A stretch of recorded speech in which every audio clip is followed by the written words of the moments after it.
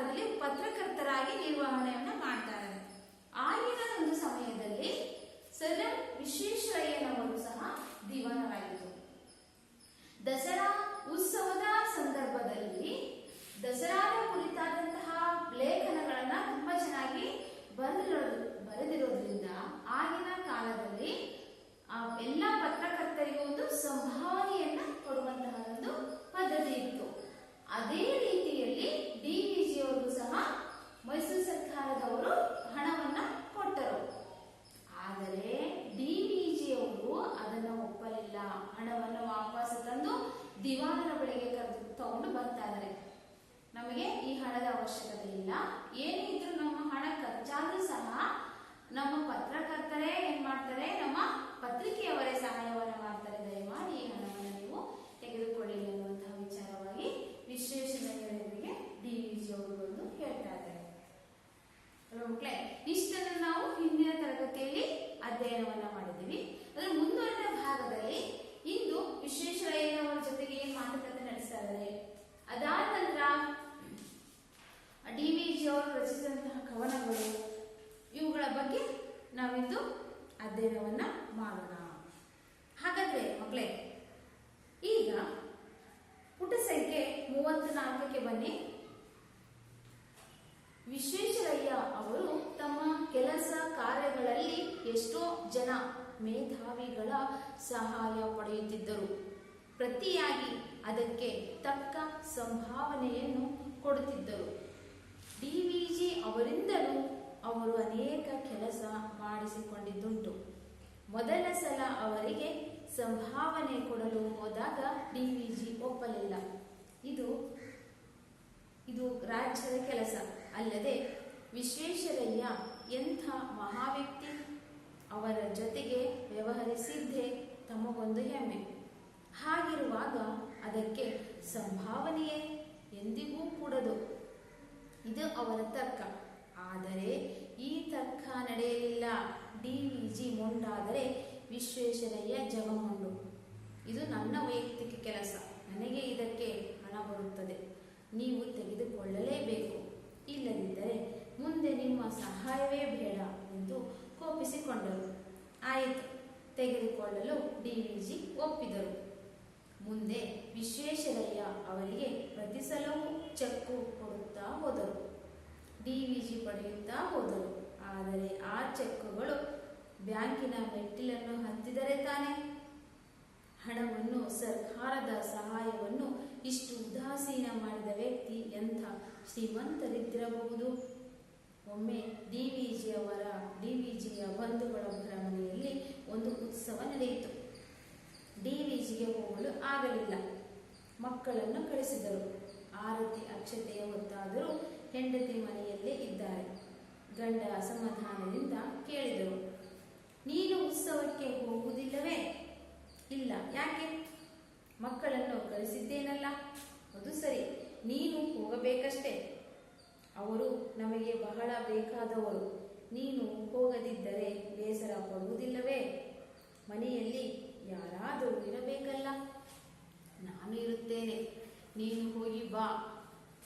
ಅವರ ಹೆಂಡತಿ ಏನೇನೋ ಸಬೂಬು ಹೇಳಿದರು. DVG ಅದಕ್ಕೆ ಉತ್ತರ ಕೊಡುತ್ತಲೇ ಹೋದರು. ನಿಜವಾದ ಕಾರಣ ಕಡೆಗೆ ಹೊರಬರಲೇಬೇಕಾಯಿತು. ನಾನು ಹೇಳಬಾರದೆಂದಿದ್ದೆ. ನೀವು ಪಟ್ಟು ಹಿಡಿದು ನನ್ನ ಬಾಯಿ ಬಿಡಿಸುತ್ತಿದ್ದೀರಿ. ನನ್ನ ಹತ್ತಿರ ಇರುವುದು ಇದೊಂದೇ ಸೀರೆ. ಇದು ಒಂದೆರಡು ಕಡೆ ಹರಿದಿದೆ.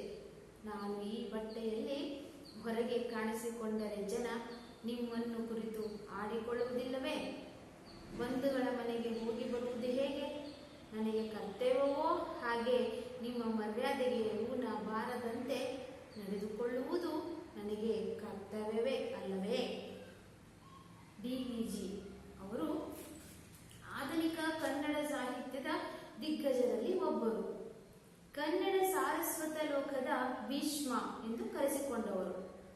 ಅವರದ್ದು ಹೋಲಿಕೆ ಇಲ್ಲದ ಅಪೂರ್ವ ವ್ಯಕ್ತಿತ್ವ. ಇತರ ಸಾಹಿತಿಗಳಂತೆ ಅವರು ಸಾಹಿತಿ ಮಾತ್ರವಾಗಿರಲಿಲ್ಲ, ಹೆಸರಾಂತ ಪತ್ರಕರ್ತರಾಗಿದ್ದರು, ಹಿರಿಯ ವೇದಾಂತಿಯಾಗಿದ್ದರು, ರಾಜ್ಯಶಾಸ್ತ್ರದಲ್ಲಿ ಆಳವಾದ ತಿಳುವಳಿಕೆ ಉಳ್ಳವರಾಗಿದ್ದರು. ಸಾರ್ವಜನಿಕ ಜೀವನಕ್ಕೆ ಸಂಬಂಧಿಸಿದ ಎಲ್ಲ ವಿಚಾರಗಳ ಮಂಥನಕ್ಕಾಗಿ ಗೋಖಲೆ ಸಾರ್ವಜನಿಕ ಸಂಸ್ಥೆಯಂಥ ಪ್ರಸಿದ್ಧ ಸಂಸ್ಥೆಯನ್ನು ಕಟ್ಟಿದ ಸಾಹಿತಿ ಬೇರೆ ಯಾರಿದ್ದಾರೆ? ಅವರನ್ನು ಮಹಾಧೀಮಂತ ಎಂಬ ಮಾತಿನಿಂದ ವರ್ಣಿಸುವುದು ಸರಿಯಾದೀತೇನೋ? ಅವರು ಬರೆದ ಕವಿತೆಗಳು ಅವರ ವ್ಯಕ್ತಿತ್ವವನ್ನು ಬಹಳ ಸೊಗಸಾಗಿ ವರ್ಣಿಸುತ್ತವೆ. ಈ ಸಾಲುಗಳನ್ನು ಗಮನಿಸಿ. ವನ ಸುಮಧೋಲೆನ್ನ ಜೀವನವು ವಿಕಸಿಸುವಂತೆ ಮನವನ್ನು ಅನುಗೊಳಿಸು ಗುರುವೇ ಹೇ ದೇವ. ಕಾನನದಿ ಮಲ್ಲಿಗೆಯು ಮೌನದಿಂಬಿರಿದು ನಿಜ ಸೌರಭವ ಸೂಸಿ ನಲವಿಂ ತಾನ್ ಎಲೆಯ ಪಿಂತಿರ್ದು ದೀನತೆಯ ತೋರಿ ಅಭಿಮಾನವನ್ನು ತೊರೆದು ಕೃತಕೃತ್ಯತೆಯ ಪಡೆವಂತೆ. ಇಳೆಯಿಂದ ಮೊಳಕೆ ಒಗೆಯೊಂದು ತಮಟೆಗಳಿಲ್ಲ, ಫಲ ಮಾಗುವೊಂದು ತುತ್ತೂರಿ ದನಿಯಿಲ್ಲ, ಬೆಳಕೀವ ಸೂರ್ಯಚಂದ್ರ ಒಂದು ಸದ್ದಿಲ್ಲ, ಹೊಲಿ ನಿನ್ನ ತುಟಿಗಳನ್ನು ಮಂಕುತಿಮ್ಮ. ಹುಲ್ಲಾನು ಬೆಟ್ಟದಡಿ ಮನೆಗೆ ಮಲ್ಲಿಗೆಯಾಗು, ಕಲ್ಲಾನು ಕಷ್ಟಗಳ ಮಳೆಯ ವಿಧಿಸುರಿಯೇ ಬೆಲ್ಲ ಸಕ್ಕರೆಯಾಗು, ದೀನ ದುರ್ಬಲರಿಂಗೆ ಎಲ್ಲರೊಳಗೊಂದಾಗು ಮಂಕುತಿಮ್ಮ. ತುಂಬಾ ಅರ್ಥಗರ್ಭಿತವಾದಂತಹ ಕವನವನ್ನು ಡಿ.ವಿ.ಜಿಯವರು ರಚಿಸಿದ್ದಾರೆ ಮಕ್ಕಳೇ. ಅದಾನಂತರ ನಾನು ವಿವರಣೆ ಕೊಡ್ತೀನಿ. ಮೊದಲನೇದಾಗಿ ಇವಾಗ ಪದಗಳ ಅರ್ಥವನ್ನ ಬರ್ಕೊಳ್ಳಿ.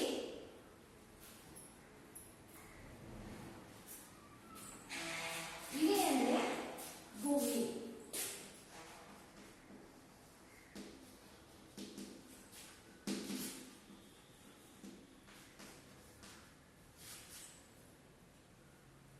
ಕಾನನ ಕಾಡು,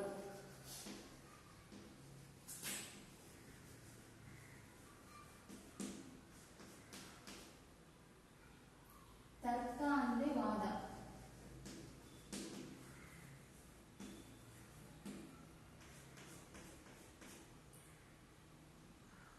ಪರಮೋಚ್ಚ,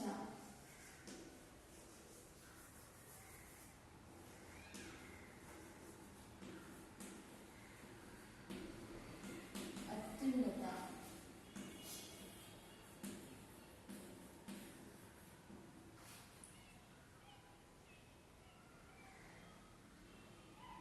ವಿಕಸನ,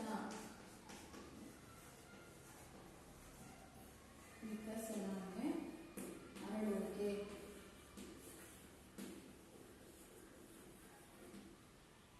ಸಂಭಾವನೆ,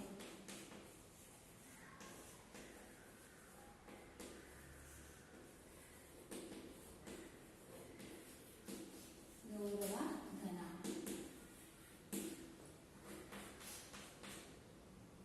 ಸುಮ ಅಂದ್ರೆ ಹೂವು,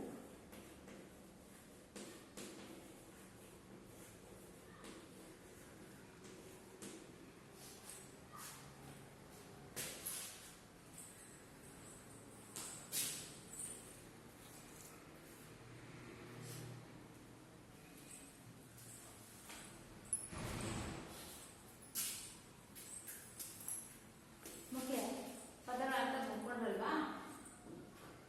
ಈಗ ಡಿ.ವಿ.ಜಿಯವರು ಏನ್ ಮಾಡ್ತಿದ್ದಾರೆ? ಪತ್ರಕರ್ತರಿಗೆ ಸರ್ಕಾರವು ನೀಡಿದಂತಹ ಸಂಭಾವನೆಯನ್ನ ಬೇಡ ಅಂತ ವಾಪಸ್ ಹೋಗಿ ಹಿಂದಿರಿಸಿಕೊಳ್ಳಿಕ್ಕೆ ವಿಶ್ವೇಶ್ವರನ ಹತ್ರ ಬರ್ತಾ ಇದ್ದಾರೆ. ಹೇಳ್ತಾರೆ, ವಿಶ್ವೇಶ್ವರಯ್ಯ ಅವರು ತಮ್ಮ ಕೆಲಸ ಕಾರ್ಯಗಳಲ್ಲಿ ಎಷ್ಟೋ ಜನ ಮೇಧಾವಿಗಳ ಸಹಾಯ ಪಡೆಯುತ್ತಿದ್ರು. ಅವರು ಸಹಾಯ ಕೆಲಸವನ್ನ ಮಾಡುವಂತಹ ಒಂದು ಸಮಯದಲ್ಲಿ ಎಷ್ಟೋ ಜನ ಬುದ್ಧಿವಂತರು ಎಷ್ಟೋ ಜನಗಳ ಸಹಾಯವನ್ನ ಪಡಿತಾ ಇದ್ರು.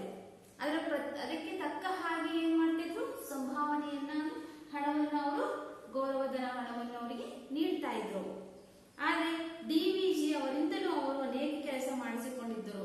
ಹಾಗೆಯೇ ಡಿ.ವಿ.ಜಿ ಅವರ ಕಡೆಯಿಂದಲೂ ಸಹ ಇವರು ಅನೇಕ ರೀತಿಯ ಒಂದು ಕೆಲಸಗಳನ್ನ ಇವರು ವಿಶ್ವೇಶ್ವರಯ್ಯನವರು ಮಾಡಿಸ್ಕೊಂಡಿದ್ರು. ಅದಕ್ಕೆ ಪ್ರತಿಫಲ ಇವರಿಗೆ ಏನ್ ಮಾಡ್ಬೇಕು?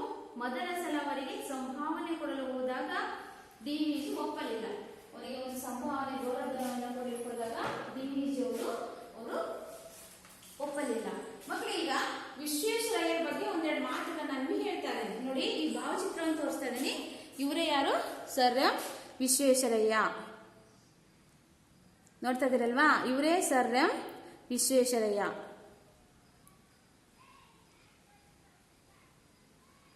ಇವ್ರು ಹುಟ್ಟಿದ ದಿನವನ್ನ ಇಂಜಿನಿಯರ್ಸ್ ಡೇ ಅಂತ ನಾವೆಲ್ಲ ಆಚರಿಸ್ತಾ ಇದ್ದೀವಿ. ಇವರೇ ಸರ್ ಎಂ ವಿಶ್ವೇಶ್ವರಯ್ಯ. ಇವರು ಮೈಸೂರಿನಲ್ಲಿ ದಿವಾನರಾಗಿದ್ದಂತಹ ಒಂದು ಸಮಯದಲ್ಲಿ DVG ಅವರು ಅಲ್ಲಿ ಪತ್ರಕರ್ತರಾಗಿ ಕಾರ್ಯನಿರ್ವಹಿಸ್ತಾ ಇದ್ರು. ಇವರಿಬ್ಬರ ಮಧ್ಯೆ ನಡೆದಂತಹ ಸಂಭಾಷಣೆಯ ಪ್ರಸ್ತುತ ಈ ಪಾಠದಲ್ಲಿ ನಿಮಗೆ ಬರ್ತಾ ಇದೆ. ನೋಡೋಣ, ಇವ್ರ ಬಗ್ಗೆ ಒಂದೆರಡು ಮಾತುಗಳನ್ನು ಹೇಳ್ತೀನಿ. ಏನಪ್ಪಾ ಅಂದ್ರೆ, ಸರ್ ವಿಶ್ವೇಶ್ವರಯ್ಯನವರು ತುಂಬಾ ವಿಭಿನ್ನ ವ್ಯಕ್ತಿತ್ವವನ್ನು ಹೊಂದಿದಂತಹ ವ್ಯಕ್ತಿಯಾಗಿದ್ದರು. ತುಂಬಾ ಬುದ್ಧಿವಂತರು ಅಲ್ವಾ.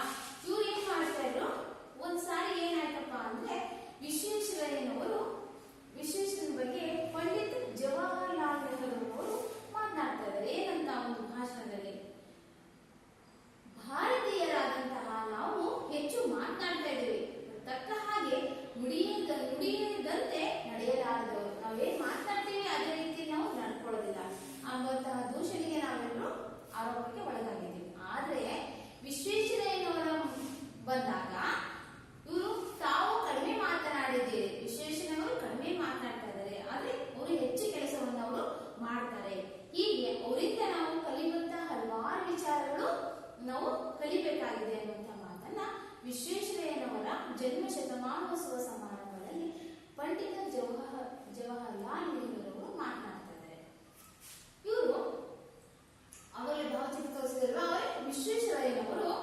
ಇವ್ರು ಏನ್ ಮಾಡ್ತಾರೆ, ಎಲ್ಲಪ್ಪ ಜನಿಸಿದ್ರು ಅಂದ್ರೆ 1860 ಸೆಪ್ಟೆಂಬರ್ 15ರಂದು ಜನಿಸ್ತಾ ಇದ್ದಾರೆ. ಇವರ ತಾಯಿ ಶ್ರೀನಿವಾಸ ಶಾಸ್ತ್ರಿ, ತಂದೆ ವೆಂಕಟ ಲಕ್ಷ್ಮಮ್ಮ. ಇವರು ಅವರ ಎರಡನೇ ಮಗನಾಗಿ ಜನಿಸಿದ್ರು. ಇವರ ಪೂರ್ವಜರು ಕರ್ನೂಲು ಜಿಲ್ಲೆಯ ಗಿಡ್ಡಲೂರು ತಾಲೂಕಿನ ಮೋಕ್ಷಗಂಡಂ ಅನ್ನುವಂತಹ ಅಗ್ರಗಾರಕ್ಕೆ ಬಂದು ಕಾರಣಾಂತರದಿಂದ ನಮ್ಮ ಕರ್ನಾಟಕಕ್ಕೆ ವಲಸೆಯನ್ನ ಬಂದು ಮುದ್ದೇನಹಳ್ಳಿಯಲ್ಲಿ ಇವರು ವಾಸ ಮಾಡ್ತಾ ಇದ್ದಾರೆ. ಹೀಗೆ ಇವರು ಅಲ್ಲಿಂದ ಮೋಕ್ಷಗಂಡಂನಿಂದ ಕರ್ನಾಟಕಕ್ಕೆ ಹೆಚ್ಚಿನ ವಿದ್ಯಾಭ್ಯಾಸಕ್ಕಾಗಿ ಅವರ ತಾಯಿಯವರನ್ನೆಲ್ಲ ಚಿಕ್ಕಬಳ್ಳಾಪುರಕ್ಕೆ ಕರ್ಕೊಂಡು ಬರ್ತಾ ಇದ್ದಾರೆ. ಇಲ್ಲಿ ಇವರು ಶಿಕ್ಷಣವನ್ನ ಮುಗಿಸಿದ ನಂತರ ವಿಶ್ವೇಶ್ವರಯ್ಯನವರು ಇಂಜಿನಿಯರ್ ಡಿಪ್ಲೊಮಾ ಶಿಕ್ಷಣವನ್ನ ಪಡೆದು ಲೋಕೋಪಯೋಗಿ ಇಲಾಖೆಯಲ್ಲಿ ಸಹಾಯಕ ಇಂಜಿನಿಯರ್ ಆಗಿ ಕೆಲಸವನ್ನ ಮುಂಬೈನಲ್ಲಿ ಮಾಡಿದ ನಂತರ ಅಲ್ಲಿ ಒಂದು ಉತ್ತಮವಾದಂತಹ ಕೆಲಸವನ್ನ ಮಾಡ್ತಾ ಇದ್ದಾರೆ. ಏನಪ್ಪಾ ಅಂದ್ರೆ, ಮುಂಬೈ ಸರ್ಕಾರದ ಸೂಚನೆಯ ಮೇರೆಗೆ ಸಿಂಧ್ ಪ್ರಾಂತ್ಯದ ಸುಕೂರ್ ಅನ್ನುವಂತಹ ಊರಿನಲ್ಲಿ ಕುಡಿಯುವ ನೀರಿನ ಒಂದು ಪೂರೈಕೆ ಒಂದು ವ್ಯವಸ್ಥೆಯನ್ನ ಇವರು ಮಾಡ್ತಾ ಇದ್ದಾರೆ. ಹಾಗೆಯೇ ನೀರು ಹರಿದು ಹೋಗ್ತಾ ಇರುವಂತಹ ಇದಕ್ಕೆ ಏನ್ ಮಾಡ್ತಿದ್ರೆ, ಒಂದು ಜಲಾಶಯವನ್ನ ಸ್ವಯಂ ಚಾಲಿತ ಬಾಗಿಲುಗಳ ಒಂದು ಅನ್ವೇಷಣೆಯನ್ನ ಇವರು ಮಾಡ್ತಾ ಇದ್ದಾರೆ. ಇಂತಹ ಒಂದು ಅತ್ಯುನ್ನತವಾದಂತಹ ಕೆಲಸವನ್ನ ಮಾಡಿದಂತಹ ಹೆಮ್ಮೆ ನಮ್ಮ ಸರ್ ಎಂ ವಿಶ್ವೇಶ್ವರಯ್ಯನವರಿಗೆ ಸಲ್ಲುತ್ತೆ. ಇವ್ರ ವ್ಯಕ್ತಿತ್ವ ಏನಪ್ಪಾ ಅಂದ್ರೆ, ಸದಾ ಕುಟಿಯುವ ಚಿಲುಮೆಯ ಹಾಗೆ ನಾಳೆ ಮಾಡುವುದನ್ನು ಇಂದು ಮಾಡಬೇಕು, ಇಂದು ಮಾಡುವುದನ್ನು ಈಗಲೇ ಮಾಡಬೇಕು ಅನ್ನುವಂತಹ ಒಂದು ವ್ಯಕ್ತಿತ್ವ ಇವರದಾಗಿತ್ತು. ಹೀಗೆ ಮೈಸೂರಿನಲ್ಲಿ ಒಂದು ಮೈಸೂರು ಒಡೆಯರ ಅವಧಿಯ ನಾಲ್ವಡಿ ಕೃಷ್ಣರಾಜ ಒಡೆಯರ ಅವಧಿಯಲ್ಲಿ ಇವರು ದಿವಾನರಾಗಿ ಕೆಲಸವನ್ನು ನಿರ್ವಹಿಸಿ ಅನೇಕ ರೀತಿಯ ಒಂದು ಮಹಾನ್ ಸಾಧನೆಗಳನ್ನ ಮಾಡಿದಂತ ಒಬ್ಬ ವ್ಯಕ್ತಿಯಾಗಿದ್ದಾರೆ. ಹಾಗೆ ತಾಂತ್ರಿಕ ಕ್ಷೇತ್ರದ ಒಂದು ಅಭಿವೃದ್ಧಿಗೆ ತನ್ನದೇ ಆದಂತಹ ಒಂದು ಛಾಪನ್ನು ಮೂಡಿಸಿದ್ದಾರೆ. ಹಾಗೆಯೇ ಒಂದು ಮೈಸೂರು ವಿಶ್ವವಿದ್ಯಾಲಯವನ್ನು ಸ್ಥಾಪಿಸಿದ ನಂತರ ಅಲ್ಲಿ ವೃತ್ತಿಪರ ಶಿಕ್ಷಣಕ್ಕೆ ಆದ್ಯತೆಯನ್ನು ಕೊಟ್ಟು ಎಲ್ಲರೂ ಸಹ ಶಿಕ್ಷಣವನ್ನ ಪಡೆಯಬೇಕು ಅನ್ನುವಂತಹ ಒಂದು ಉದ್ದೇಶ ಇತ್ತು. ಹಾಗೆ ಅನೇಕ ಇಂಜಿನಿಯರಿಂಗ್ ಸಂಬಂಧಪಟ್ಟಂಗೆ ಕೈಗಾರಿಕೆಗಳನ್ನ ಇರಬೇಕು ಅಂತ ಕಾರ್ಖಾನೆಗಳ ಮೂಳೆ ಮತ್ತು ಗೊಬ್ಬರ ತಯಾರಿಕಾ ಸ್ಥಾವರ, ಸಕ್ಕರೆ ಕಾರ್ಖಾನೆ, ಔಷಧಿ ತಯಾರಿಕಾ ಘಟಕ, ಗಂಧದ ಎಣ್ಣೆ, ಬೆಂಕಿಯ ಕಡ್ಡಿ ತಯಾರಿಕೆ, ಹೀಗೆ ಕೃಷ್ಣರಾಜೇಂದ್ರ ಬಟ್ಟೆ ಗಿರಣಿ, ಕಾಗದ ತಿರುಳು, ರಟ್ಟು, ಪೆನ್ಸಿಲ್, ಹೀಗೆ ಅನೇಕ ಪೀಠೋಪಕರಣಗಳ ಬಳಕೆ ಒಂದು ಕಾರ್ಖಾನೆಯನ್ನ ಸ್ಥಾಪಿಸಿದಂತಹ ಒಂದು ಹೆಮ್ಮೆ ಇವರಿಗಾಗುತ್ತೆ. ಆಡು ಮುಟ್ಟದ ಸೊಪ್ಪಿಲ್ಲ ಎನ್ನುವಂತಹ ಗಾದೆ ಮಾತಿನಂತೆ ವಿಶ್ವೇಶ್ವರಯ್ಯನವರು ಕೈ ಹಾಕದೇ ಇರುವಂತಹ ಒಂದು ಕ್ಷೇತ್ರ ಇಲ್ಲ.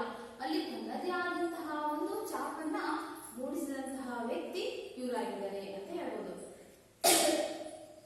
ಇವರಿಗೆ ಸರ್ ಅನ್ನುವಂತಹ ಪದವಿ ಕೊಡ್ತಾರೆ ಬ್ರಿಟಿಷ್ ಸರ್ಕಾರ. ಅದಲ್ಲೇ ನಮ್ಮ ಭಾರತ ಸರ್ಕಾರ ಭಾರತ ರತ್ನ ಪ್ರಶಸ್ತಿಯನ್ನ ನೀಡಿ ಗೌರವಿಸಿದೆ. ಇಂತಹ ಮಹಾನ್ ವ್ಯಕ್ತಿಯನ್ನು ನಾವಿಂದು ಸ್ಮರಿಸಬೇಕು. ಅತ್ಯುನ್ನತವಾದಂತಹ ಒಂದು ಸಾಧನೆಯನ್ನ ಇವರು ಮಾಡಿದರೆ.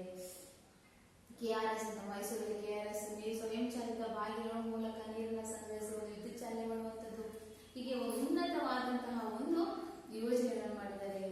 ಮೈಸೂರು ಸಂಸ್ಥಾನದ ಅಡಿಯಲ್ಲಿ ಕಾವೇರಿ ನದಿಗೆ ಒಂದು ಕನ್ನಂಬಾಡಿ ಜಲಾಶಯವನ್ನು ನಿರ್ಮಾಣ ಮಾಡಿದ್ದಾರೆ. ರೈಲು ಮಾರ್ಗಗಳ ವಿಸ್ತರಣೆ ಮಾಡಿದ್ದಾರೆ. ತಾಂತ್ರಿಕ ಶಿಕ್ಷಣ ಕ್ಷೇತ್ರಕ್ಕೆ ಅಭಿವೃದ್ಧಿಗೆ ಯೋಜನೆಗಳನ್ನು ಹಾಕಿದ್ದಾರೆ.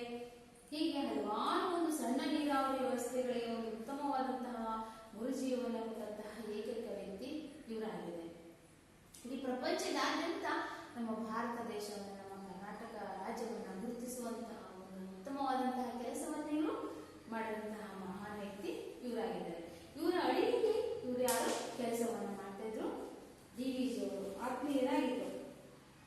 ಇವ್ರು ಏನ್ ಮಾಡ್ತಾ ಇದ್ದಾರೆ? ತಕ್ಕ ಹಾಗೆ ಒಂದು ಸಂಭಾವನೆಯನ್ನು DVG ಕೊಡ್ತಾ ಇದ್ರು. ಆದ್ರೆ ಹೋಗ್ತಾನೆ ಇರಲಿಲ್ಲ.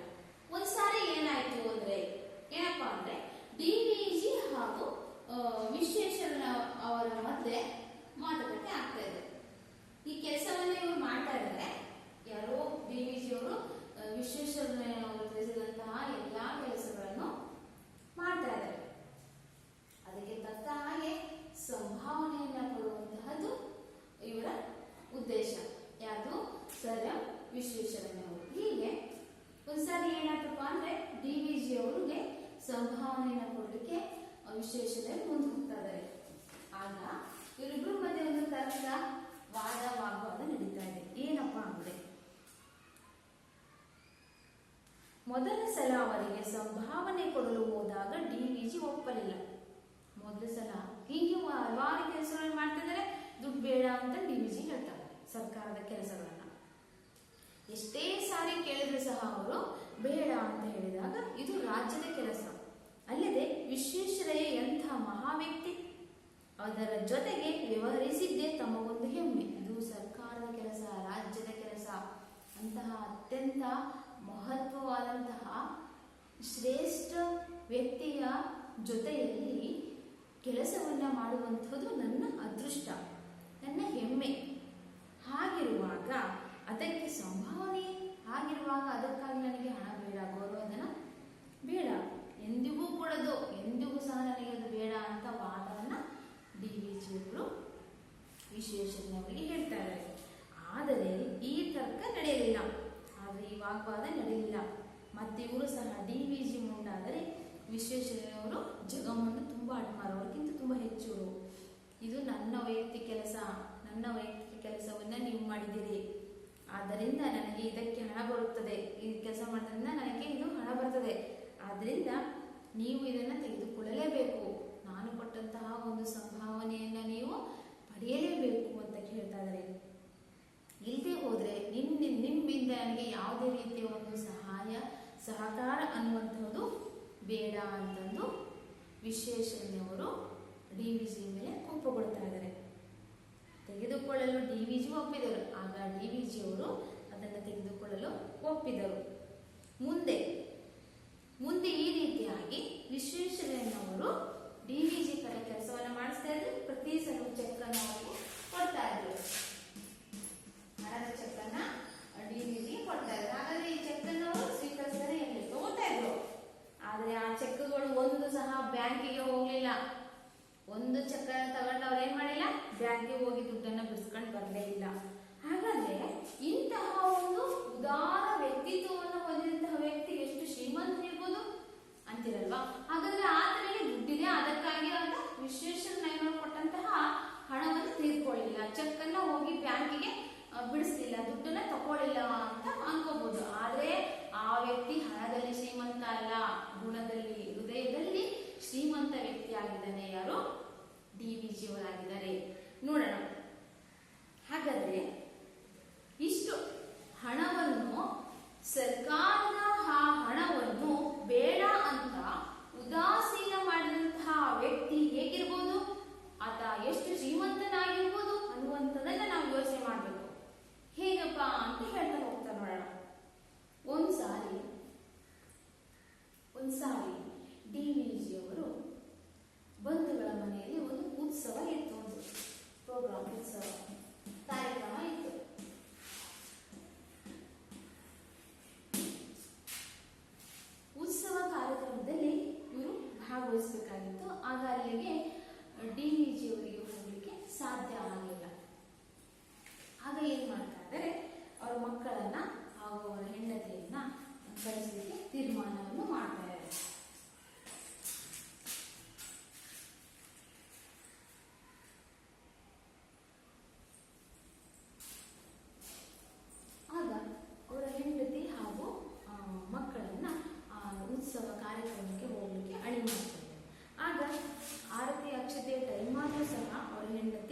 ಮನೆಯಲ್ಲಿ ಇದ್ರು.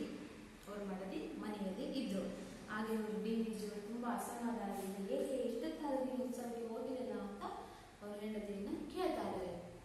ಆಗ ಇಲ್ಲ ಅಂತ ಹೇಳ್ತಾ ಇದ್ದಾರೆ. ಯಾಕೆ? ಮಕ್ಕಳನ್ನು ಸಹ ಕಳಿಸಿದ್ದೇನಲ್ಲ, ನೀವು ಮಕ್ಕಳ ಜೊತೆಗೆ ಕಾರ್ಯಕ್ರಮದಲ್ಲಿ ಭಾಗವಹಿಸಬೇಕಾಗಿತ್ತಲ್ಲ, ಯಾಕೆ ಹೋಗಿಲ್ಲ ಅಂತ ಡಿ ವಿ ಜಿ ಅವರು ಅವರ ಹೆಂಡತಿ ಹೇಳಿದಾಗ, ಆದ್ರೂ ಸರಿ ನಾನು ಹೋಗ್ಬೇಕಾಗಿತ್ತು, ಅವರು ನಮಗೆ ಬಹಳ ಬೇಕಾದವರು, ನೀನು ಹೋಗದಿದ್ದರೆ ಬೇಸರ ಪಡುವುದಿಲ್ಲವೇ? ನೀನು ಹೋಗ್ಬೇಕಾಗಿತ್ತು, ಅವರು ನಮಗೆ ತುಂಬಾ ಹತ್ತಿರದವರು, ನೀನು ಹೋಗದೆ ಇದ್ರೆ ಅವರು ತುಂಬಾ ಬೇಸರ ಪಡೋದಿಲ್ವಾ ಅಂತ ಡಿ ವಿ ಜಿ ಹೇಳಿದಾಗ, ಮನೆಯಲ್ಲಿ ಯಾರಾದರೂ ಇರ್ಬೇಕಲ್ಲ, ಮನೆಯಲ್ಲಿ ಯಾರಾದರೂ ಇರ್ಬೇಕು, ಆದ್ರಿಂದ ನಾನು ಅಲ್ಲಿಗೆ ಹೋಗಿಲ್ಲ ಅನ್ನುವಂಥ ಮಾತನ್ನು ಹೇಳ್ತಾ ಇದ್ದಾರೆ ಮಡದಿ. ನಾನು ಇರುತ್ತೇನೆ, ನೀನು ಹೋಗ್ಬಾ, ನಾನಿವಾಗ ಮನೇಲಿ ಇರ್ತೇನೆ, ನೀನು ಹೋಗ್ಬಾ ಅಂತ ಡಿ ವಿ ಜಿ ಅವರು ಮಡದಿ ಹೆಂಡತಿಗೆ ಹೇಳ್ತಾರೆ. ಆದ್ರೆ ಹೆಂಡತಿ ಏನೇನೋ ಕಾರಣಗಳನ್ನು ಹೇಳಿದ್ರು ಅವರು ಉತ್ತರ ಕೊಡಲೇ ಇಲ್ಲ. ಏನು ಹೇಳಿದ್ರು ಅದು ಉತ್ತರ ಕೊಡ್ತಾನೆ ಹೋದ್ರು ಡಿ ವಿ ಜಿ ಅವರು. ನಿಜವಾದ ಕಾರಣ ಕಡೆಗೆ ಹೊರಬರಲೇಬೇಕಾಯಿತು. ನಿಜವಾದ ಕಾರಣ, ಹೆಂಡತಿ ಉತ್ಸವಕ್ಕೆ ಹೋಗದೇ ಇರಲು ನಿಜವಾದ ಕಾರಣವೇನಿಲ್ಲ ಅಂತ ಪ್ರಶ್ನೆ ಬರುತ್ತೆ. ನಿಜವಾದ ಕಾರಣ ಏನು ಅನ್ನುವಂಥದ್ದನ್ನ ಅವ್ರ ಹೆಂಡತಿ ಹೇಳ್ತಾ ಇದ್ದಾರೆ. ಏನಪ್ಪ, ನಾನು ಹೇಳಬಾರದೆಂದಿದ್ದೆ, ನೀವು ಪಟ್ಟಿ ಹಿಡಿದು ನನ್ನ ಬಾಯಿ ಬಿಡಿಸುತ್ತಿದ್ದೀರಿ. ನಾನು ಯಾವುದೇ ಕಾರಣಕ್ಕೂ ಉತ್ಸವಕ್ಕೆ ಏಕೆ ಹೋಗಲಿಲ್ಲ ಅನ್ನುವಂಥದ್ದನ್ನ ನಾನು ನಿಮಗೆ ಹೇಳ್ಬೇಕಾಗಿತ್ತು. ಆದ್ರೂ ಸಹ ನೀವು ನನ್ನ ಬಾಯನ್ನು ಬಿಡಿಸಲಿಕ್ಕೆ ಪ್ರಯತ್ನ ಪಡ್ತಾ ಇದ್ದೀರಾ. ಆದ್ರಿಂದ ನಾನು ನಿಮಗೆ ಅದನ್ನ ಹೇಳ್ತಾ ಇದ್ದೀನಿ, ಹೇಳೋಣ ಅಂತ ಹೇಳ್ತಾಳೆ. ನನ್ನ ಹತ್ತಿರ ಇರುವುದು ಒಂದೇ ಸೀರೆ, ಇದೊಂದೇ ಸೀರೆ ನನ್ನ ಹತ್ರ ಇದೆ. ಇದು ಒಂದೆರಡು ಕಡೆ ಹರಿದಿದೆ, ಒಂದೆರಡು ಕಡೆ ಆ ಸೀರೆ ಹರಿದು ಹೋಗಿದೆ. ಹಾಗಾದ್ರೆ ಡಿ ವಿ ಜಿ ಮಡದಿಯು ಉತ್ಸವಕ್ಕೆ ಹೋಗದೆ ಇರಲು ಕಾರಣ ಏನಪ್ಪಾ ಅಂದ್ರೆ ಅವ್ರ ಕಡೆ ಇರೋದು ಒಂದೇ ಒಂದು ಸೀರೆ ಇತ್ತು, ಅದು ಹರಿದು ಹೋಗಿದೆ. ಆದ್ರಿಂದ ನಾನು ಈ ಹರಿದ ಬಟ್ಟೆಯಲ್ಲಿ ಹೊರಗೆ ಕಾಣಿಸಿಕೊಂಡ್ರೆ ಜನ ನಿನ್ನನ್ನು ಕುರಿತು ಆಡಿಕೊಳ್ಳೋದಿವೆಲ್ಲ. ಅಂದ್ರೆ ಏನಪ್ಪಾ, ನೋಡು ಅಷ್ಟೊಂದು ದುಡಿತಾ ಇದಾರೆ, ಅವ್ರ ಹೆಂಡತಿ ಒಂದು ಒಳ್ಳೆ ಸೀರೆ ಕೊಡಿಸಿರಲ್ಲ, ಹರಿದ ಸೀರೆಯನ್ನ ಹಾಕೊಂಡಿದಾರಲ್ಲ ಅಂತ ಜನರು ಏನ್ ಮಾಡ್ತಾರೆ, ಆಡ್ಕೋತಾರೆ. ಹಾಗಾದ್ರೆ ಬಂಧುಗಳ ಮನೆಗೆ ಹೋಗಿರುವುದು ಹೇಗೆ? ಆತ್ಮೀಯರಾದಂಥ ಅತ್ಯಂತ ಹತ್ತಿರದ ಬಂಧುಗಳ ಮನೆಗೆ ಇಂಥ ಹರಿದ ಸೀರೆಯನ್ನು ಹಾಕೊಂಡು ಹೋಗ್ಬರೋದು ಹೇಗೆ? ನನಗೆ ಕರ್ತವ್ಯವೋ ಹಾಗೆ ನಿಮ್ಮ ಮರ್ಯಾದೆಗೆ ಉಣ್ಣಬಾರದಂತೆ ನಡೆದುಕೊಳ್ಳುವುದು ನನಗೆ ಕರ್ತವ್ಯ ಅಲ್ಲವೇ? ನಿಮ್ಮ ಮರ್ಯಾದೆಗಾಗಿ ನನ್ನ ಕರ್ತವ್ಯ ಹೋಗ್ಬೇಕಾಗಿತ್ತಲ್ಲಿಗೆ, ಆದ್ರೆ ಅಲ್ಲಿ ನಿಮ್ಮ ಮರ್ಯಾದೆಗೆ ಉಣ್ಣಬಾರದಂತೆ, ಮರ್ಯಾದೆಗೆ ತೊಂದರೆ ಬಾರದಂತೆ ನೋಡ್ಕೊಳ್ಳುವಂಥದ್ದು ನನ್ನ ಕರ್ತವ್ಯವಲ್ಲವೇ ಅಂತ ಹೇಳದೆ ಇರ್ತದೆ. ಯಾರಾದ್ರಲ್ಲಿ ಏನಾದ್ರೂ ಅಂದ್ಬಿಟ್ರೆ ಏನಾಗುತ್ತೆ, ನೋಡಪ್ಪ ಡಿ ವಿ ಜಿ ಅವ್ರ ಬಗ್ಗೆ ಏನಾಗುತ್ತೆ, ಕೆಟ್ಟ ಅಭಿಪ್ರಾಯ ಇವ್ರ ಮೇಲೆ ಬರುತ್ತೆ. ಈ ರೀತಿಯಾಗಿ ನಾನು ಆ ಉತ್ಸವಕ್ಕೆ ಹೋಗಲಿಲ್ಲ ಅನ್ನುವಂತಹ ಒಂದು ಕಾರಣವನ್ನ ಡಿ ವಿ ಜಿ ಅವರ ಮಡದಿ ಹೇಳುತ್ತಾಳೆ. ಅದೇ ರೀತಿಯಲ್ಲಿ ಅಂದ್ರೆ ಗೊತ್ತಾಯ್ತು ಮಕ್ಕಳೇ, ಅವರು ಅಷ್ಟು ವಿಶ್ವೇಶ್ವರನವರು ಕೊಟ್ಟಂತಹ ಆ ಹಣವನ್ನ ಬಿಡಿಸ್ಕೊಳ್ಳಿಲ್ಲ. ಯಾರಾದ್ರೆ ಬಿಡಿಸ್ಕೋಬೋದಿತ್ತು, ಏನಾದ್ರೂ ಪ್ರಾಮಾಣಿಕ ವ್ಯಕ್ತಿ ಆಗಿದ್ರೆ ಆತ. ಅದನ್ನ ಮನೆಯಲ್ಲಿ ಅವರು ಶ್ರೀಮಂತರು, ಯಾವುದೇ ರೀತಿಯಲ್ಲಿ ಶ್ರೀಮಂತಿಗೆ ಅನ್ನುವಂಥದ್ದು ಇಲ್ಲ ಆ ವ್ಯಕ್ತಿಗೆ ಅನ್ನೋದಕ್ಕೆ ಒಂದು ಪುಟ್ಟ ಉದಾಹರಣೆ ಇದಾಗಿದೆ. ಆಗ ಇದಾದ ತಕ್ಷಣ ಡಿ ವಿ ಜಿ ಅವರು ಕನ್ನಡ ಸಾಹಿತ್ಯದಲ್ಲಿ ಯಾವ ರೀತಿ ಸಾಹಿತ್ಯ ಕೃತಿಗಳನ್ನು ರಚಿಸಿದ್ರು ಅನ್ನುವಂಥದ್ರ ಬಗ್ಗೆ ಅಧ್ಯಯನವನ್ನ ಮಾಡೋಣ. ಡಿ ವಿ ಜಿ ಅವರ ಶ್ರೀಮತಿ ಅವರು ಬಂಧುಗಳ ಮನೆಯಲ್ಲಿ ನಡೆದ ಉತ್ಸವಕ್ಕೆ ಏಕೆ ಹೋಗಿರಲಿಲ್ಲ? ಮಕ್ಕಳು ಇವಾಗ ಹೇಳಿದ್ರೆ ನಾನು ಆ ಉತ್ತರವನ್ನು ಬರೀಬೇಕಾಗುತ್ತೆ. ಏನಪ್ಪಾ, ಅವ್ರ ಮನೆಯಲ್ಲಿ ಆಕೆ ಇರೋದು ಒಂದೇ ಒಂದು ಸೀರೆ ಇತ್ತು, ತುಂಬಾ ಹರಿದಿತ್ತು. ಅಕಸ್ಮಾತ್ ಅದು ಹರಿದ ಬಟ್ಟೆಯನ್ನು ಹಾಕೊಂಡ್ರೆ ಏನಾಗುತ್ತೆ, ಜನರು ಮಾತಾಡ್ತಾರೆ, ಆಡ್ಕೋತಾರೆ. ಆಗ ಅವ್ರ ಮನೆಯಲ್ಲಿ ಇರುವಂತ ಆಡ್ಕೊಂಡು ಯಾರ ಮರ್ಯಾದೆ ಹೋಗುತ್ತೆ, ಡಿ ವಿ ಜಿ ಅವರ ಒಂದು ಮರ್ಯಾದೆ ಹೋಗುತ್ತೆ ಅನ್ನೋ ಉದ್ದೇಶಕ್ಕಾಗಿ ಅವರು ಏನು ಮಾಡೋದಿಲ್ಲ, ಆ ಒಂದು ಉತ್ಸವದಲ್ಲಿ ಭಾಗವಹಿಸುವುದಿಲ್ಲ. ಈಗ ಅವರು ಆಧುನಿಕ ಕನ್ನಡ ಸಾಹಿತ್ಯಕ್ಕೆ ಸಂಬಂಧಪಟ್ಟಂಗೆ ಯಾವ ಸಾಹಿತ್ಯ ರಚಿಸ್ತಾ ಇದ್ದಾರೆ?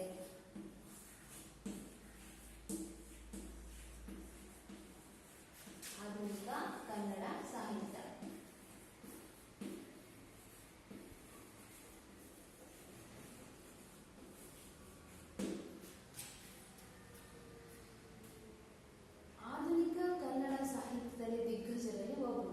ಇವರು ಕನ್ನಡ ಸಾರಸ್ವತ ಲೋಕದ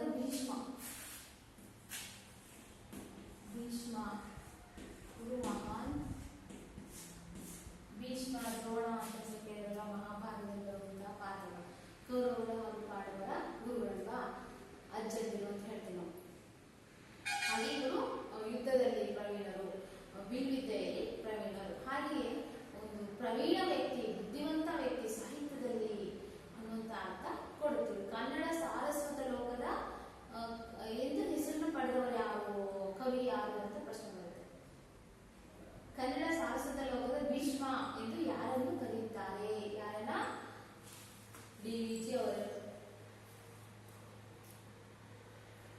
ಅವರದ್ದು ಹೋಲಿಕೆ ಇಲ್ಲದ ಅಪೂರ್ವ ವ್ಯಕ್ತಿತ್ವ.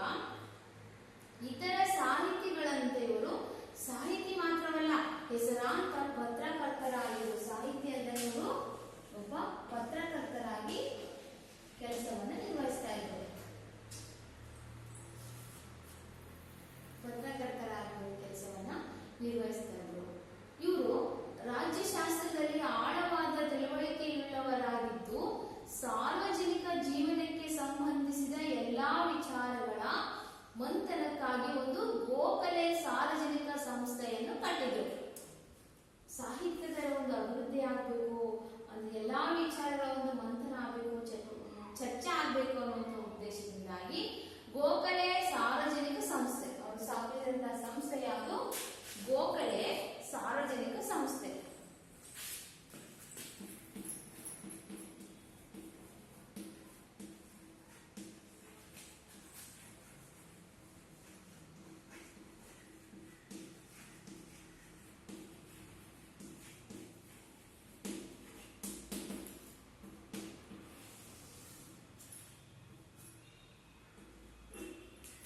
ಗೋಖಲೆ ಸಾರ್ವಜನಿಕ ಸಂಸ್ಥೆ ಅನ್ನೋರು ಕಟ್ಟಿದ ಸಾಹಿತಿ ಬೇರೆ ಯಾರಿದ್ದಾರೆ? ಅವರನ್ನು ಮಹಾಧೀಮಂತ ಎಂಬ ಮಾತಿನಿಂದ ವರ್ಣಿಸುವುದು ಸರಿಯಾದೀತೇನೋ.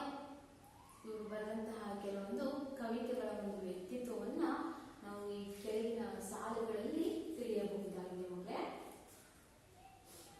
ವನ ಸುಮದೊಳೆನ್ನ ಜೀವನವು ವಿಕಸಿಸುವಂತೆ ಮನವನ್ನು ಅನುಗೊಳಿಸು ಗುರುವೇ ಹೇ ದೇವ. ಕಾನನದಿ ಮಲ್ಲಿಗೆಯು ಮೌನದಿಂಬಿರಿದು ನಿಜ ಸೌರಭವ ಸೂಸಿ ನಲವಿನ್ ತಾನ್ ಎಲೆಯ ಪಿಂತಿರ್ಧು ದೀನತೆಯ ತೋರಿ ಅಭಿಮಾನವನ್ನು ತೊರೆದು ಕೃತಕೃತ್ಯತೆಯ ಪಡೆಯುವಂತೆ.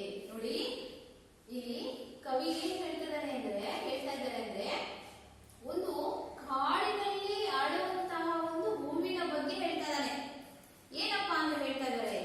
ಕಾಡಿನ ವನಸುಮದೊಳನ್ನ ಜೀವನವು ವಿಕಸಿಸುವಂತೆ.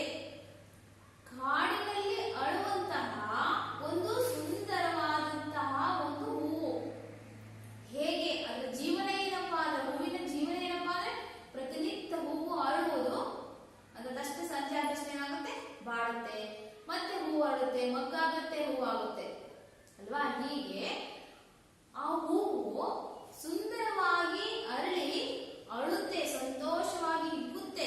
ಹಿಗ್ಗಿ ನಮ್ಮ ಮನಸ್ಸನ್ನ ಮುದಗೊಳಿಸುತ್ತೆ. ಅಂದ್ರೆ ಅದರ ಮನಸ್ಸು ತುಂಬಾ ಆಹ್ಲಾದಕರ ಆಗಿರುತ್ತೆ, ಸಂತೋಷದಿಂದ ಇರುತ್ತೆ. ಹಾಗೆಯೇ ನಮ್ಮ ಮನಸ್ಸಿರಲಿ, ಮಾನವನ ಮನಸ್ಸು ಇರಲಿ ಗುರುವೇ ಹೇ ದೇವ. ದೇವರಲ್ಲಿ ಕೇಳ್ತಾ ಇದ್ದಾರೆ. ಕಾಡಿನಲ್ಲಿ ವನ ಅಂದ್ರೆ ಕಾಡಲ್ವಾ? ಕಾಡಿನಲ್ಲಿ ಅರಳುವಂತಹ ಹೂವಿನ ಹೂವು ಅದ್ರ ಜೀವನ ಅಂದ್ರೆ ಏನಪ್ಪ ಅಂದ್ರೆ ಮೊಗ್ಗಾಗುತ್ತೆ, ಅರಳುತ್ತೆ. ಅದರ ಮನಸ್ಸು ಪರಿಮಳಯುಕ್ತವಾಗುತ್ತೆ, ತುಂಬಾ ಸಂತೋಷದಿಂದ ಇರುತ್ತೆ. ಹಾಗೆ ನಮ್ಮೆಲ್ಲರ ಮನಸ್ಸಿರ್ಬೇಕು. ಹಾಗೆ ನಮ್ಮ ಮನಸ್ಸನ್ನು ಮಾಡು. ಕಾನನದಿ ಮಲ್ಲಿಗೆಯು ಮೌನದಿಂ ಬಿರಿದು ನಿಜ ಸೌರಭವ ಸೂಸು ನಲವಿಂ ತಾನೆಲೆಯ ಪಿಂತಿರ್ದು ಧೀನತೆಯ ತೋರಿ ಅಭಿಮಾನವನ್ನು ತೊರೆದು ಕೃತಕೃತ್ಯತೆಯ ಪಡೆಯುವಂತೆ. ಹೀಗೆ ಪ್ರಕೃತಿಯಲ್ಲಿರುವಂತಹ ಹೂವುಗಳೇನ್ ಮಾಡುತ್ತೆ, ಹಾಗೆಯೇ ಕಾಡಿನಲ್ಲಿರುವಂತಹ ಮಲ್ಲಿಗೆ ಹೂವು ತನ್ನಷ್ಟಕ್ಕೆ ತಾನೇ ಮೌನವಾಗಿ ಅರಳುತ್ತೆ. ನಿಜವಾದಂತಹ ತನ್ನ ಸೌರಭವ ಅಂದ್ರೆ ಪರಿಮಳವನ್ನು ಸೂಸುತ್ತೆ. ನೋಡಿ, ಅಷ್ಟು ದೂರದ ಮಲ್ಲಿಗೆ 1 ಕಿಲೋಮೀಟರ್ ಅಂತ ಮಲ್ಲಿಗೆ ಎಷ್ಟೊಂದು ಪರಿಮಳ ಸೂಸುತ್ತೆ. ಹಾಗೆಯೇ ಸುವಾಸನೆಯನ್ನ ಸೂಸುತ್ತೆ, ಹರಡುತ್ತೆ. ಹೇಗೆ ಮಲ್ಲಿಗೆಯು ಹಾಗೆಯೇ ತಾನೆಯ ತನ್ನ ಪಾಡಿಗೆ ತಾನಷ್ಟೇ ಹಿರಿದಾದಂತಹ ಒಂದು ಅಭಿಮಾನವನ್ನು ಮೆರೆಯುತ್ತೆ. ತನ್ನಷ್ಟಕ್ಕೆ ತಾನು ಯಾರ ಬಗ್ಗೆ ತಲೆ ಕೆಡಿಸ್ಕೊಳ್ಳೋದಿಲ್ಲ, ತನ್ನ ಕೆಲಸವನ್ನ ತಾನು ಮಾಡ್ತಾ ಇದೆ. ಆ ಮಲ್ಲಿಗೆಯು ತಾನು ತುಂಬಾ ಸೊಗಸ ಅರಳಿ ಪರಿಮಳವನ್ನ ಸೂಸುತ್ತೆ. ಸುವಾಸನೆಯನ್ನ ಯಾರಿಗೂ ಸಹ ತೊಂದರೆಯನ್ನ ಕೊಡೋದಿಲ್ಲ. ಹೀಗೆ ಮಾನವನು ಈ ರೀತಿ ಆಗ್ಬೇಕು. ಕೃತಕೃತ್ಯದಿಂದ ಬೆಳೆದು ಕೃತಕೃತ್ಯತೆಯ ಪಡೆಯುವಂತೆ ಘನ್ನತಾ ಭಾವನೆಯಿಂದ ಅದಿದ್ದಕ್ಕ ಒಂದು ಸಾರ್ಥಕತೆಯನ್ನ ಪಡೆಯುತ್ತಲ್ವಾ, ಆ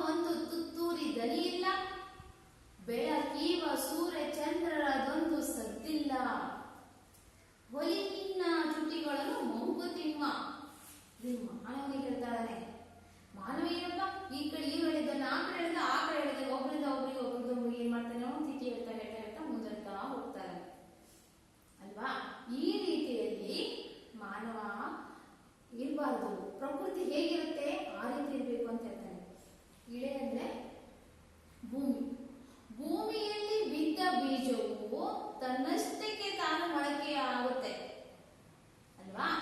ಮೊಳಕೆಯಾಗಿ ನಾನು ಬೆಳೆದು ಮೊಳಕೆ ಹೊಡೆದು ಅಂತ ಏನಾದ್ರೂ ತಮಟೆಯನ್ನ ಬಾರಿಸ್ತಾ ಎಲ್ಲ ಕಡೆಗೆ ಹೇಳುತ್ತಾ ಅದು ಇಲ್ಲ. ತನ್ನ ಪಾಡಿಗೆ ತನ್ನ ಕೆಲಸವನ್ನ ಮಾಡ್ತಾ ಹೋಗುತ್ತೆ. ಹಾಗೆಯೇ ಮೊಳಕೆ ಹೊಡೆದು ಚಿಗುರು ಬೆಳೆದಾಗ ಆ ಮರವು ಅಥವಾ ಆ ಗಿಡ ಫಲವನ್ನ ಕೊಡುತ್ತೆ. ಹಣ್ಣು ಹಂಪಗಳನ್ನ ಕೊಟ್ಟು ಮಾಗುವ ಸಮಯಕ್ಕೆ ಬರುತ್ತೆ, ಹಣ್ಣುಗಳ ಸಮಯಕ್ಕೆ. ಆಗ ಅದ್ರ ತುತ್ತೂರು ಊದುತ್ತಾ ತನ್ನ ಧ್ವನಿಯಿಂದ ಊದುತ್ತಾ ನಾನು ಹಣ್ಣಾಗಿದ್ದೀನಿ ಅಂತ ಅದೇನಾದ್ರೂ ಹೇಳ್ಕೊಂಡು ಹೋಗುತ್ತಾ ಅದು ಇಲ್ಲ. ಅದನ್ನ ನಾವೆಲ್ಲ ಏನ್ ಮಾಡಬೇಕು? ಅದನ್ನ ನೋಡಿದಾಗ ನಮಗೆ ಗೊತ್ತಾಗುತ್ತೆ. ಆದ್ರೆ ಅದೇನಾದ್ರೂ ಹೇಳುತ್ತಾ ಇಲ್ಲ. ಹಾಗೆಯೇ ಪ್ರಕೃತಿಯಲ್ಲಿರುವಂತಹ ಆ ಒಂದು ಗಿಡಗಳು, ಸಸ್ಯಗಳು ತಮ್ಮಷ್ಟಕ್ಕೆ ತಾವು ಏನ್ ಮಾಡುತ್ತೆ? ಫಲವನ್ನ ಕೊಡುತ್ತೆ. ನಾವು ಹಾಕೊಟ್ಟಿವಿ, ನಾವು ಈಗ ಕೊಟ್ಟಿವಿ ಅಂತ ಏನಾದ್ರು ಹೇಳುತ್ತಾ ಇಲ್ಲ. ಆ ರೀತಿ ಇಡೀ ಪ್ರಪಂಚಕ್ಕೆ ಬೆಳಕನ್ನ ಕೊಡುವಂತಹ ಸೂರ್ಯನು ನಾನು ಇಡೀ ಪ್ರಪಂಚಕ್ಕೆ ಬೆಳಕು ಕೊಡ್ತಾ ಇದ್ದೇನೆ ಅಂತ ದಾದೆ ಮಾಡುತ್ತಾ, ಸದ್ದನ್ ಮಾಡುತ್ತಾ ಇಲ್ಲ. ತನ್ನ ಪಾಡಿಗೆ ತಾನು ಸೂರ್ಯ ಹುಟ್ಟುತ್ತಾನೆ, ಮುಳುಗುತ್ತಾನೆ. ಹಾಗೆಯೇ ಚಂದ್ರನ ಒಂದು ಸದ್ದಿಲ್ಲ. ಸೂರ್ಯ ಚಂದ್ರನ ಮಧ್ಯೆ ಏನಾದ್ರು ಗಲಾಟೆ ಸದ್ದು ಇದೆಯಾ? ಚಂದ್ರನ ತನ್ನ ಪಾಡಿಗೆ ತಾನು ಜನಿಸುತ್ತಾನೆ, ತನ್ನ ಕೆಲಸವನ್ನ ಅಂತ ತಾನು ಮಾಡ್ತಾ ಇದ್ದಾನೆ. ಇವರಿಬ್ಬರಲ್ಲಿ ಯಾವುದೇ ರೀತಿಯ ಸದ್ದು ಗಲಾಟೆ ಎನ್ನುವಂಥದ್ದು ಇಲ್ಲ. ಆದರೆ ಮಾನವನಾದನು ಹುಲಿ. ಮಾನವನ ಏನ್ ಮಾಡ್ಬೇಕು? ಫಸ್ಟ್ ನಿನ್ ತುಟಿಗಳಿಗೆ ಹುಲಿ ಅಂದ್ರೆ ನಿನ್ ಬಾಯಿ ಮುಚ್ಕೋಬೇಕು. ಹೀಗೆ ಇಡೀ ಜಗತ್ತಿಗೆ ಬೆಳಕನ್ನು ಕೊಡುವಂತಹ ಸೂರ್ಯ ಚಂದ್ರರೇ ಸದ್ದಿಲ್ಲದೆ ತಮ್ಮ ಕರ್ತವ್ಯವನ್ನು ತಾವು ಮಾಡ್ತಾ ಇದ್ದಾರೆ. ಹಾಗೆಯೇ ನೀವು ಯಾವುದೇ ರೀತಿಯ ಗಲಾಟೆ ಜಗಳಗಳನ್ನು ಮಾಡದೆ, ಹೊಟ್ಟೆ ಕಿಚ್ಚು, ವೈಷಮ್ಯ, ದ್ವೇಷ, ಅಸೂಯೆ ಈ ಯಾವುದನ್ನು ಇಲ್ಲದೆ ನಿಮ್ಮಷ್ಟಕ್ಕೆ ನೀವು ನಿಮ್ಮ ಕೆಲಸ ಕಾರ್ಯಗಳನ್ನು ಮಾಡಿರಿ ಅನ್ನುವಂತಹ ಮಾತನ್ನ ಹೇಳುವಂತಾಗಿದೆ ಮಕ್ಕಳೇ. ತುಟಿಗಳನ್ನು ಮಂಕುತಿಮ್ಮ, ಕೊಲ್ಲಿ ನಿನ್ನ ತುಟಿಗಳನ್ನು ಮಂಕುತಿಮ್ಮ. ಈ ರೀತಿಯಾಗಿ ಇಡೀ ಪ್ರಪಂಚಕ್ಕೆ ಬೆಳಕನ್ನು ಕೊಡುವಂತಹ ಸೂರ್ಯಚಂದ್ರರು ತಮ್ಮಷ್ಟಕ್ಕೆ ತಾವು ಕರ್ತವ್ಯವನ್ನು ನಿರ್ವಹಿಸ್ತಾ ಇದ್ದಾರೆ. ಹಾಗೆಯೇ ಭೂಮಿಯಿಂದ ಬೆಳೆದಂತ ಭೂಮಿಯ ಮೇಲೆ ಬಿದ್ದ ಬೀಜವು ಮೊಳಕೆ ಹೊಡೆದು ಸಸಿಯಾಗಿ ಫಲವನ್ನು ಕೊಡುತ್ತೆ. ಅವು ತಮ್ಮಷ್ಟಕ್ಕೆ ತಮ್ಮ ಕರ್ತವ್ಯವನ್ನು, ತಮ್ಮ ಕೆಲಸವನ್ನು ನಾವು ಪ್ರಕೃತಿಯಲ್ಲಿ ಮಾಡ್ತಾ ಇದ್ದೇವೆ. ಹಾಗೆಯೇ ನೀವು ಇಡೀ ಬೇರೆಯೊಬ್ಬರ ವಿಷಯವನ್ನ ತಲೆ ಕೆಡಿಸ್ಕೋಬೇಡಿ. ನಿಮ್ಮ ತುಟಿಗಳಿಗೆ ಬೀಗವನ್ನ ಹಾಕಿ ಒಲಿಯಿರಿ ಅಂತ ಮಾನವನಿಗೆ ಈ ಕವಿಗಳು ತುಂಬಾ ಚೆನ್ನಾಗಿ ಹೇಳ್ತಾರೆ. ಮತ್ತೆ ಹೇಳ್ತಿದ್ದಾನೆ ಮಾನವನಿಗೆ ಹೇಗಿರ್ಬೇಕು ನೀವು ಅನ್ನುವಂತಹ ಮಾತನ್ನ. ಹುಲ್ಲಾಗು ಬೆಟ್ಟದಡಿ ಮನೆಗೆ ಮಲ್ಲಿಗೆಯಾಗು, ಕಲ್ಲಾಗು ಕಷ್ಟಗಳ ಮಳೆಯ ವಿಧಿಸುರಿಯೇ, ಬೆಲ್ಲ ಸಕ್ಕರೆ ಆಗು ದೀನ ದುರ್ಬಲರಿಗೆ, ಎಲ್ಲರೊಳಗೊಂದಾಗು ಮಂಕುತಿಮ್ಮ. ಮತ್ತೆ ಮಾನವನಿಗೆ ಹೇಗಿರ್ಬೇಕು ಅಂತ ಹೇಳ್ತಿದ್ದಾರೆ ಇಲ್ಲಿ ಅಂದ್ರೆ, ಹುಲ್ಲಾಗು ಬೆಟ್ಟದಡಿ ಮನೆಗೆ ಮಲ್ಲಿಗೆಯಾಗು. ಮಾನವ ನೀನ್ ಹೇಗಿರ್ಬೇಕು? ಅತ್ಯಂತ ಬೆಟ್ಟ ಇರುತ್ತಲ್ವಾ, ಬೆಟ್ಟದ ಒಂದು ಚಿಕ್ಕ ಭಾಗದಲ್ಲಿ ಹುಲ್ಲಾಗು. ನೀನು ಹುಲ್ಲನ್ನು ಒಳ್ಳೆಯದಲ್ವಾ, ತಂಪಾದಂತಹ ಅನುಭವ ಕೊಡುವಂತಹದ್ದು. ಮನೆಗೆ ಮಲ್ಲಿಗೆಯಾಗು, ಮನೆಯಲ್ಲಿರುವಂತಹ ಎಲ್ಲ ಜನರಿಗೆ ಮಲ್ಲಿಗೆಯಾಗಿ ನೀನು. ಮಲ್ಲಿಗೆ ಸುಗಂಧ ಸೂಕ್ಷ್ಮವಾದಂತಹ ವಸ್ತು, ಅದನ್ನೆಲ್ಲರೂ ಮೃದುವಾದಂತಹದ್ದು, ಪರಿಮಳ ಕೊಡುವ ಸುವಾಸನೆಯನ್ನ ಕೊಡುವಂತಹದ್ದು. ಇಂತಹ ಒಂದು ಮಲ್ಲಿಗೆ ಹೂವಾಗು, ನಿನ್ನನ್ನು ಎಲ್ಲರೂ ಇಷ್ಟಪಡುವಂತೆ ನೀನು ಬದುಕು. ಕಲ್ಲಾಗು ಕಷ್ಟಗಳ ಮಳೆಯ ವಿಧಿಸುರಿಯೇ, ಕಲ್ಲಿನ ಮೇಲೆ ಎಷ್ಟು ಕಲ್ಲು ಹೇಗೆ ಗಟ್ಟಿ ಇರುತ್ತೋ ಹಾಗೆ ಗಟ್ಟಿಯಾಗು ನೀನು. ಎಷ್ಟೇ ಮಳೆ ಸುರಿದಿರೋದು ಗಟ್ಟಿತನದಿಂದ ಕಲ್ಲಿರುತ್ತೋ ಹಾಗೆಯೇ ನಿನ್ನ ಕಷ್ಟಗಳ ಹಾಗೆ ಕಷ್ಟಗಳಿಗೆ ನೀನು ಕಲ್ಲಾಗು. ಅನೇಕ ಮನುಷ್ಯ ಅಂದ್ಮೇಲೆ ಎಲ್ಲಾ ರೀತಿಯ ಕಷ್ಟಗಳಿರುತ್ತೆ. ಆ ಎಷ್ಟೇ ಕಷ್ಟಗಳು ಬಂದ್ರು ನೀನದಕ್ಕೆ ಕಲ್ಲಿನ ಹಾಗೆ ಗಟ್ಟಿಯಾಗಿರು. ವಿಧಿಸುರಿ ಅಂದ್ರೆ ಹಣೆ ಬರಹ, ವಿಧಿ ಅಂತ ಹೇಳ್ತೀವಿ. ಆ ಹಣೆ ಬರದ ಹಾಗೆ ಎಷ್ಟೋ ಕಷ್ಟಗಳು ಬರುತ್ತೆ, ಸುಖ ಸಂತೋಷಗಳು ಬರುತ್ತೆ. ಆ ಕಷ್ಟಗಳಿಗೆ ನೀನು ಕಲ್ಲಿನ ಹಾಗೆ ಆಗು. ಬೆಲ್ಲ ಸಕ್ಕರೆಯಾಗು ದೀನ ದುರ್ಬಲರಿಗೆ, ಬಡವರು, ಅನಾಥರು, ವಯಸ್ಸಾದಂತಹವರು, ನಿರಾಶ್ರಿತರು, ಮನೆ ಮಠ ಇರೋದಿಲ್ಲ, ಒಂದೊಂದು ಊಟ ಇರೋದಿಲ್ಲ, ಅವರೆಲ್ಲರಿಗೂ ನೀನು ಸಹಾಯವನ್ನ ಮಾಡು. ದೀನ ದಲಿತರಿಗೆ ಸಹಾಯ ಮಾಡು. ಬೆಲ್ಲ ಸಕ್ಕರೆಯ ಹಾಗೆ ನೀನು ಸಿಹಿಯಾದ ಒಂದು ಅನುಭವವನ್ನ ಕೊಡು ಅಂದ್ರೆ ಸಹಾಯ. ಹಣ ಇರ್ಬೋದು, ಬಟ್ಟೆ,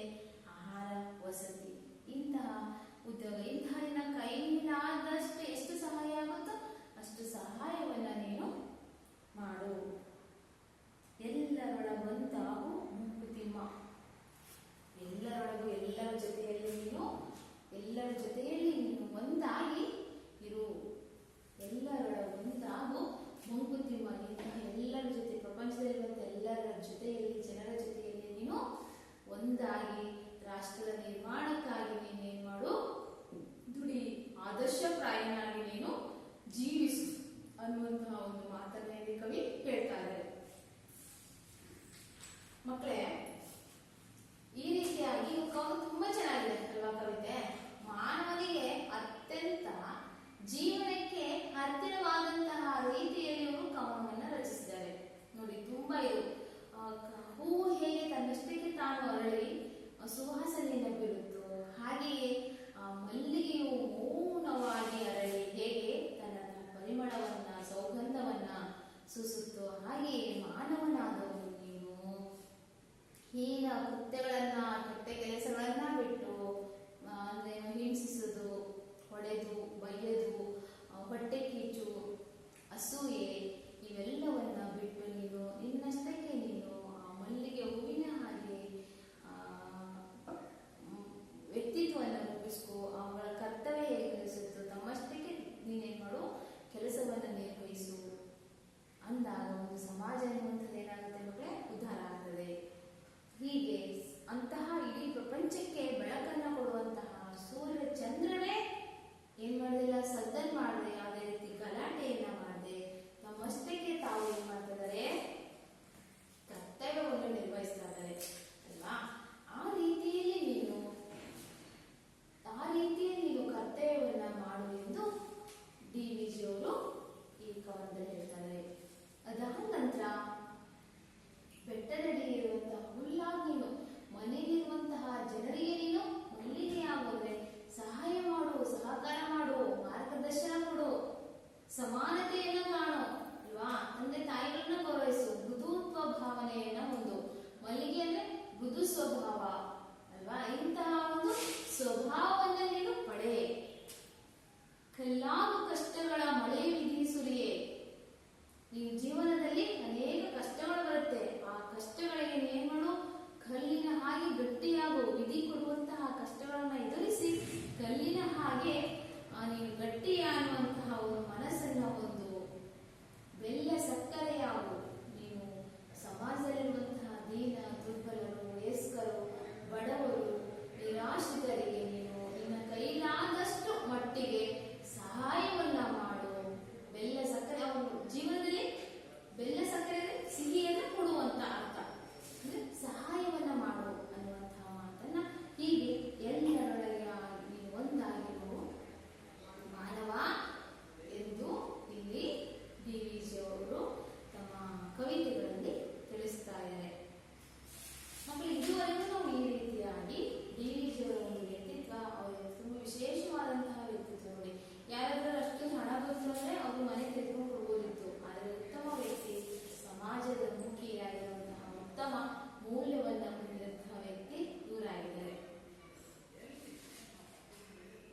ಈಗ ಈ ರೀತಿಯಾಗಿ ನಾವು ಇಂತಹ ಒಂದು ವಿಶಿಷ್ಟ ಶೈಲಿಯ ಒಂದು ಮೌಲ್ಯವನ್ನ ಹೊಂದಂತಹ ವ್ಯಕ್ತಿಯನ್ನು ನಾವು ನೋಡಬೇಕು, ಸದಾ ನೆನೆಸಬೇಕು. ಇವರಲ್ಲಿರುವಂತಹ ಕೆಲವು ಮೌಲ್ಯಗಳನ್ನು ನಾವು ಅಳವಡಿಸ್ಕೋಬೇಕಾಗುತ್ತೆ ಮಕ್ಕಳಿಗೆ. ಅಂದಾಗ ನಾವು ರಾಷ್ಟ್ರದ ನಿರ್ಮಾಣಕ್ಕಾಗಿ ನಾವೆಲ್ಲರೂ ದುಡಿಬೇಕು. ಅಂದಾಗ ನಮ್ಮ ಜೀವನ ಸಾರ್ಥಕವಾದಂತಹ ಬದುಕಾಗಲಿಕ್ಕೆ ಸಾಧ್ಯ ಆಗುತ್ತೆ. ಹಾಗಾದ್ರೆ ಮಕ್ಕಳೇ, DVG ಅವರು ಸ್ಥಾಪಿಸಿದ ಸಂಸ್ಥೆ ಯಾವುದು? DVG ಅವರು ಸ್ಥಾಪಿಸಿದ ಸಂಸ್ಥೆ ಯಾವುದು?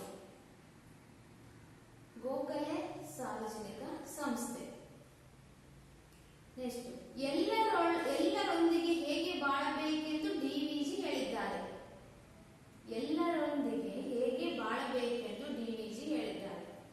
ಹುಲ್ಲಾಗು ಬೆಟ್ಟದಲ್ಲಿ ಮನೆಗೆ ಮಲ್ಲಿಗೆಯಾಗು, ಕಲ್ಲಾಗು ಕಷ್ಟಗಳ ಮಳೆಯ ವಿಧಿಸುರಿಯೇ. ಬೆಲ್ಲ ಸಕ್ಕರೆಯಾಗು ದೀನ ದುರ್ಬಲರಿಗೆ, ಎಲ್ಲರೊಳಗೊಂದಾಗು ಮಂಕುತಿಮ್ಮ ಅಂತವರು ತುಂಬಾ ಚೆನ್ನಾಗಿ, ತುಂಬಾ ಸೊಗಸಾಗಿ DVG ಅವರು ಹೇಳಿದ್ದಾರೆ.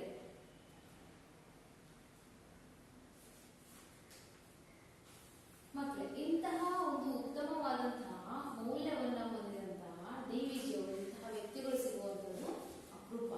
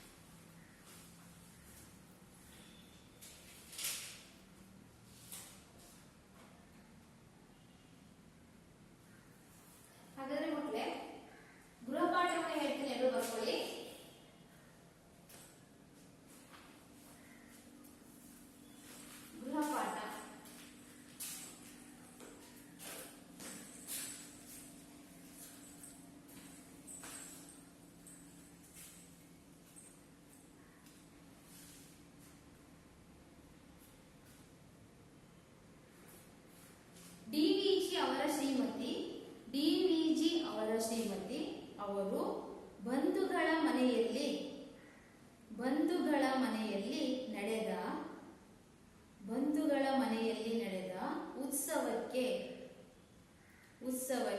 ಏಕೆ ಹೋಗಿರಲಿಲ್ಲ? ಪ್ರಶ್ನೆ 1. ಇನ್ನೊಂದು 2ನೇ ಪ್ರಶ್ನೆ. ಎಲ್ಲರೊಂದಿಗೆ ಹೇಗೆ ಬಾಳಬೇಕೆಂದು ಡಿವಿಜಿ ಹೇಳಿದ್ದಾರೆ?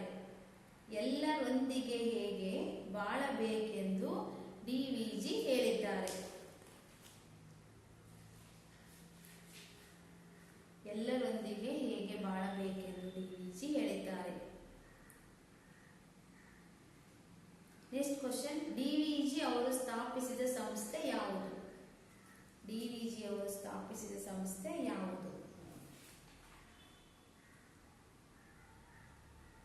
ಒಂದು ಸಂದರ್ಭ ಬರ್ಕೊಂಡು ಬನ್ನಿ ಮಕ್ಕಳೇ. ಹೊಲಿ ನಿನ್ನ ತುಟಿಗಳನ್ನು ಮಂಕುತಿಮ್ಮ. ಹೊಲಿ ನಿನ್ನ ತುಟಿಗಳನ್ನು ಮಂಕುತಿಮ್ಮ. ಹೊಲಿ ನಿನ್ನ ತುಟಿಗಳನ್ನು ಮಂಕುತಿಮ್ಮ. ನೆಕ್ಸ್ಟ್. ಡಿವಿಜಿ ಅವರು ಕನ್ನಡ ಸಾರಸ್ವತ ಲೋಕದ ಡ್ಯಾಶ್ ಎಂದು ಕರೆಸಿಕೊಂಡರು. ಡಿವಿಜಿ ಅವರು ಕನ್ನಡ ಸಾರಸ್ವತ ಲೋಕದ ಡ್ಯಾಶ್ ಎಂದು ಕರೆಸಿಕೊಂಡರು.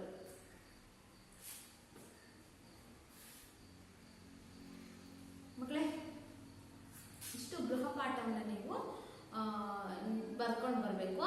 ಉಳಿದಂತಹ ಎಷ್ಟು ಪದ್ಯ ಅಥವಾ ಪಠ್ಯಪೋಷಕ ಆದರೆ ಉಳಿದಂತಹ ಪಾಠ ಅಥವಾ ಗದ್ಯವನ್ನು ಮುಂದಿನ ತರಗತಿಯಲ್ಲಿ ಅಧ್ಯಯನವನ್ನು